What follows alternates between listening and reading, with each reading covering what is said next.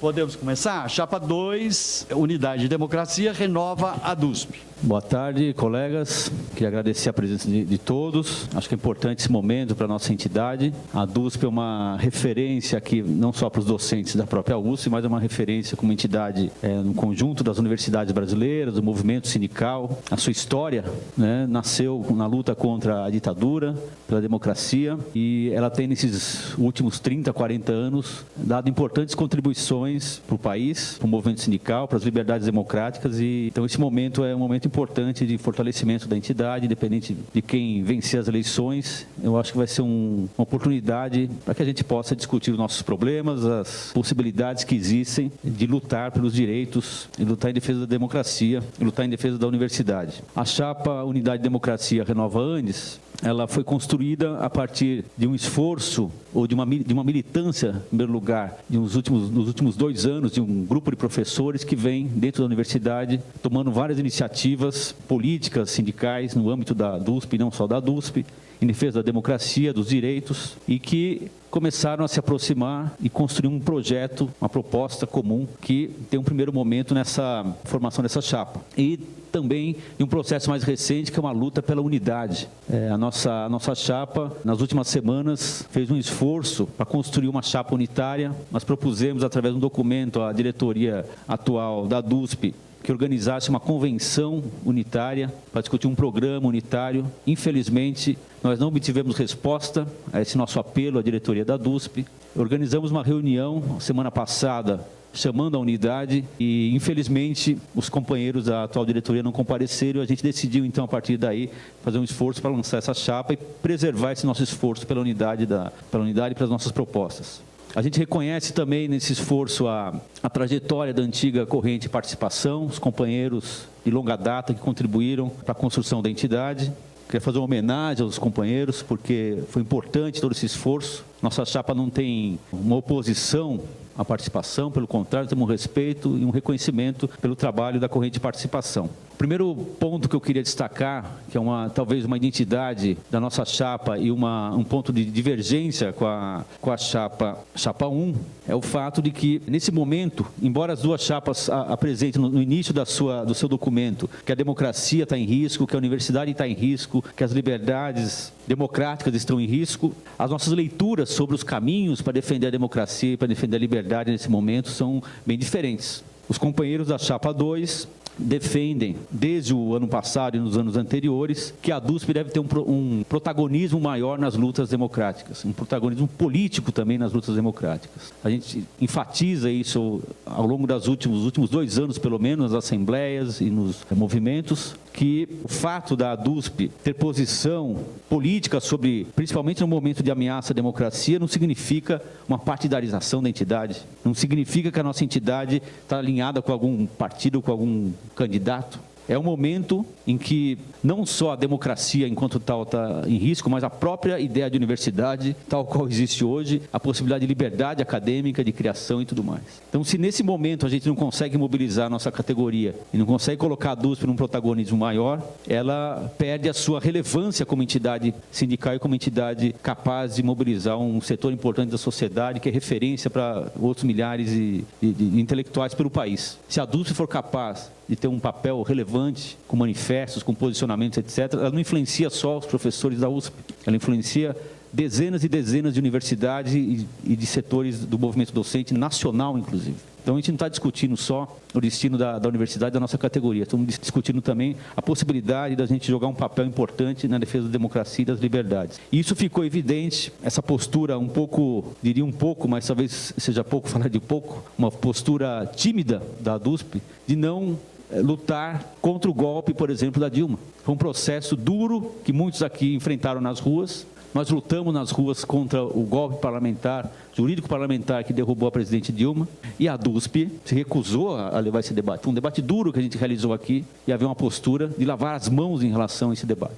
E depois, as perseguições e a própria prisão do ex-presidente Lula também foram objeto de uma luta política dentro da nossa entidade, e os companheiros da Chapa 2 levaram essa luta fora da entidade, buscando constituir um comitê Lula livre, etc., que foi uma forma que a gente encontrou de expressar nossa indignação com as perseguições políticas que acabaram levando de maneira fraudulenta à eleição do Bolsonaro, e as consequências agora são cada vez mais pesadas e difíceis para todos nós. Após alguns meses em que muitos de nós achavam que a gente mergulharia num regime de brutais perseguições imediatas, etc., nós estamos num momento em que, apesar das perseguições que ocorreram nos últimos meses contra o Lula e contra algumas organizações, as manifestações do dia 15 de maio demonstraram que existe uma situação nova. Houve um transbordamento para além do que os sindicatos esperavam, do que as organizações esperavam. Milhões saíram às ruas, centenas de cidades no Brasil se mobilizaram e o regime político do Bolsonaro entrou numa crise mais profunda. E esse movimento que vai ter no dia 30, uma mobilização, ele pode, no dia 14 de junho, com a greve geral contra a reforma da Previdência, ser um momento em que o destino do governo Bolsonaro, da política econômica dele, seja selado. Eu queria, inclusive, propor aqui que o dia 30 de maio a gente até reorganize nosso processo eleitoral aqui, concentre as urnas em poucas unidades e concentre a nossa força na mobilização do dia 30. Seria talvez uma forma interessante da gente se mobilizar. Essa pauta e essa ofensiva do governo Bolsonaro contra o conjunto da sociedade, ela tem, e todos nós sabemos e temos acordo, espero, sobre isso, uma ameaça direta contra a universidade, contra os professores, contra a ciência, contra a cultura. E é necessário, eu penso, que a DUSP se engaje num movimento que já ocorre em outras universidades e com outras entidades, de defesa da ciência e defesa pela verba para as pesquisas que vem sendo cortada sistematicamente. Eu estou notícia de uma entidade não, é de um movimento chamado Observatório do Conhecimento, Observatório da Pesquisa, que vem sendo organizado com a participação da Unicamp e de entidades do Rio de Janeiro, que vem congregando uma série de professores que normalmente não participam do movimento sindical e a gente não atinge, porque não faz parte da nossa pauta. Acho que a DUSP precisa entrar nesse movimento, articular as universidades, ela tem a capacidade, pela sua trajetória, de liderar um movimento em defesa das verbas para as pesquisas, contra os cortes, e ela pode se superar esse viés estreito, muitas vezes, das nossas articulações políticas. A DUSP ela pode, sim, desempenhar um papel central nesse movimento em defesa da ciência e da universidade que vem sendo tão ameaçado. Um terceiro ponto que eu queria destacar é a conjuntura em São Paulo.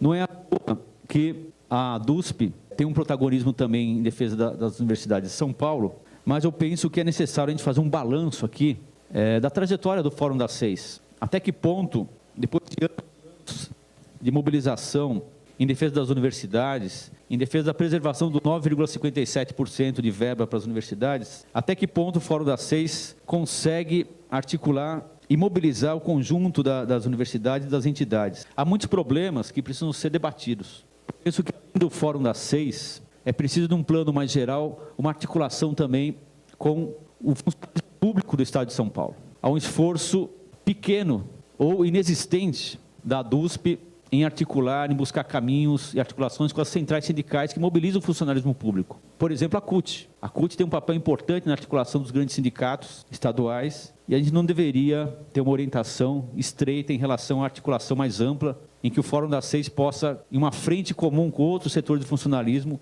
articular uma luta em defesa da universidade. Mas também penso que o Fórum das Seis, em um plano mais da USP, ele não deveria ser uma camisa de força para que a gente também, naquilo que for possível, negocie diretamente com a reitoria pautas que sejam comuns, por exemplo, com o Sintusp. Eu cito isso em particular sobre a questão do Vale Refeição e Alimentação, que é uma das pautas que a gente coloca para o debate. A gente acha que não é possível um sindicato ignorar a existência do Vale Alimentação e Refeição, a necessidade da sua remuneração enquanto ele não for incorporado, inclusive aos aposentados. Eu destaco isso porque a atual gestão, ela tinha no seu programa, a gestão que está terminando, no item 11, incorporação de valores dos cartões de alimentação e refeição reajustados ao salário, estava escrito. E eu comparei com o programa atual. E o programa atual desapareceu a palavra reajustado. Essa palavra reajustado foi eu que coloquei no programa anterior, eu colaborei e foi um debate para colocar a palavra reajustado. E o documento atual da chapa 1, ele faz questão de realçar que ele não vai lutar pelo reajuste do Vale Alimentação e Refeição. Nós defendemos a necessidade do reajuste e a necessidade de uma luta para a incorporação e a extensão aos aposentados. É uma questão que a gente enfatiza no nosso programa, a gente queria deixar bem claro aqui. Uma segunda questão, ainda em relação a iniciativas mais específicas que a nossa chapa traz para o debate, é sobre avaliação docente. A gente acha importante que haja um debate e um processo de avaliação do CAD, em que haja participação, embora a gente globalmente ache esse processo um processo, e a gente concorda com as avaliações anteriores, que visa estabelecer um tipo de controle autocrático, inclusive, sobre os docentes, com pressões absurdas que a gente vê em vários relatos. Por outro lado, enquanto existir esse processo, a gente precisa combater dentro dele. Lutar para que haja participação, para que os professores não sejam perseguidos, para que os critérios produtivistas não se imponham e afastem os professores por motivos que não se justificam. Então, é uma questão importante que a gente traz para o debate. A outra questão que eu destacaria é a necessidade da luta contra as fundações. É uma questão que adquiriu um peso maior com a modificação do Estatuto Docente e a admissão da possibilidade de trabalho em RD&DP e trabalho fora, em curso de extensão, com limite de até 36 horas. Então, pergunto, o que o professor em RD&DP, trabalhando 36 horas em fundações ou um curso de extensão, consegue fazer com 8 horas a sua atividade de pesquisa, de ensino e de extensão, porque é o que o RD&DP prevê. Em várias unidades, esse processo vem destruindo não só as relações entre os professores, mas destruindo também a possibilidade de um funcionamento regular das unidades da USP. Então, essa é uma pauta que tem que estar no centro das nossas preocupações. Destaco ainda como uma questão importante para a gente, para finalizar aqui a minha parte da intervenção, a necessidade da DUSP se reorganizar. Então, antes de passar a palavra para a Sônia, 2 questões que eu queria colocar que são importantes para a gente. Uma campanha de filiações, uma campanha de filiação de verdade, porque há centenas e centenas de professores que não foram abordados nunca pela DUSP. Nunca foi feita uma campanha, eu nunca vi num boletim, filia-se a DUSP, nem no boletim. E um congresso dos professores os filiados, para que a gente debata uma série de teses importantes para a nossa entidade e para a nossa carreira. Passo a palavra, então, para a colega Sônia, nossa vice-tesoureira. Oi, gente, 4 minutos e meio, lá. Boa tarde para todos e todas. É muito interessante estar aqui desse lado. Já estive aqui várias vezes falando desse lado aqui e algumas vezes me contrapondo. Acho que a direção da DUSP, que eu acho que tem o maior respeito por sua condução, pelo seu trabalho, pelo seu programa, pelo papelzão, pelo detalhe que, obviamente, todo grupo que começa com certa fragilidade, mas começa com a força que lhe é pertinente, que é a força de um questionamento. E isso que eu quero colocar como central. E esse meu questionamento, acho que ele não é novo, já fiz várias vezes, ele se dá do ponto de vista mais amplo, sim, com a força que eu considero que a DUSP tenha no posicionamento de questões nacionais e estaduais. E não só ligadas à questão da corporação. E eu posso colocar, não sei se todos lembram, mas um debate que estava aqui, o André Singer, no momento das ocupações das escolas, quando foi colocado se a gente tinha uma fragilidade ou não da democracia representativa e do Estado de Direito, eu vim aqui para dizer à DUSP que sim, e que nós precisávamos naquela rua ir para a rua sim, na rua sim, e se posicionar sim, e que mais ou menos era um momento do impeachment da Dilma, que eu acho que a DUSP não se posicionou, e eu acho que cobrei várias vezes, assim como continuo cobrando, porque considero, obviamente, que o Lula é um preso político. Eu sou petista e não tenho nenhum problema de esconder, não vou tirar minha camiseta, vim até de borboleta.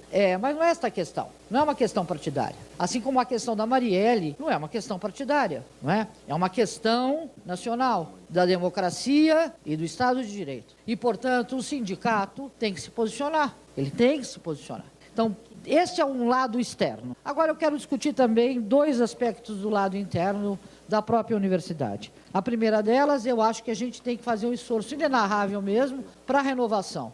Eu não acho que seja fácil, não acho mesmo que seja fácil, mas eu acho que nós temos que fazer isso, porque nós estamos ficando velhos, olha a nossa cabeleira, não é verdade? Portanto, esse esforço de renovação, eu acho que é uma bandeira importantíssima para quem ganhar.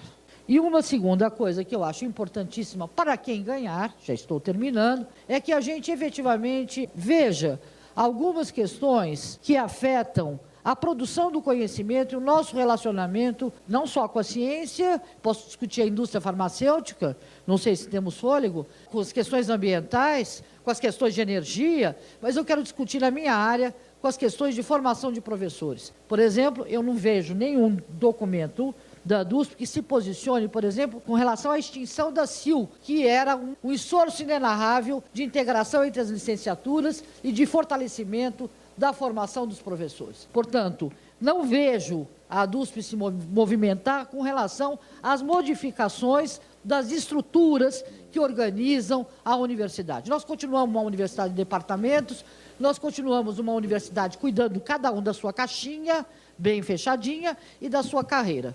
E acho que a ADUSP tem que fazer um jogo de inflexão com relação a esta estrutura de poder e esta forma de organização, que, afinal de contas, já que somos mais velhos, foi contra ela que fomos às ruas nos anos 60, dizendo: queremos paridade, não queremos mais a departamentalização, não queremos feudos, não queremos estruturas de poder fechadas. Então, acho que a gente tem que retomar essas discussões, não é? E vermos todos nós, e certamente vamos incomodar alguns de nós, com relação aos nossos próprios feudos e estruturas de poder. Eu desejo a todos nós muita sorte, êxito e, profundamente, um desejo que a gente não se estraçalhe, porque é tudo que a gente não precisa, tá certo? Que nos respeitemos e que juntos, o resultado que for, tenhamos cabeça e condição de dar prosseguimento à luta.